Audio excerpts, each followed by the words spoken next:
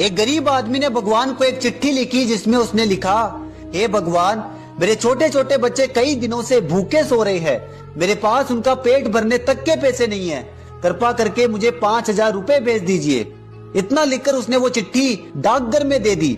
जब वह चिट्ठी डाकघर के कर्मचारियों तक पहुंची तो वे सभी उस चिट्ठी को पढ़कर हंसने लगे और बोले कि आज के जमाने में भी कोई भगवान को चिट्ठी लिखता है, भला कितना पागल इंसान है ये।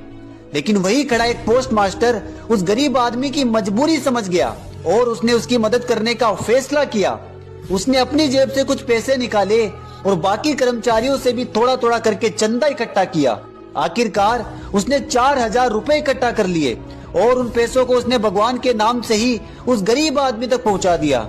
गरीब आदमी ने कुछ दिनों तक उन पैसों से अपना और अपने परिवार का पेट तो भर लिया, लेकिन कुछ दिनों बाद फिर से उस गरीब आदमी की एक चिट्ठी आई। पोस्ट मास्टर ने सोचा कि इस बार जरूर उस गरीब आदमी ने मुझे धन्यवाद लिखा होगा, लेकिन जैसे ही उसने चिट्ठी खोली उसमें लिखा था, हे भगवान, पैसे भेजने के लिए धन्यवाद, लेकिन अगली बार पैसे सीधे मेरे ही हाथ में देना, क्योंकि यहाँ पर डाकघर वाले बिल्कुल भी भरोसे के लायक नहीं है। उन्होंने मेरे 1,000 रुपए बीच में खा लिए। इतना पढ़कर पोस्ट मास्टर गहरी सोच में पड़ गया और उस दिन उसे एक बात समझ में आई कि इंसान की चाहत कभी खत्म नहीं होती।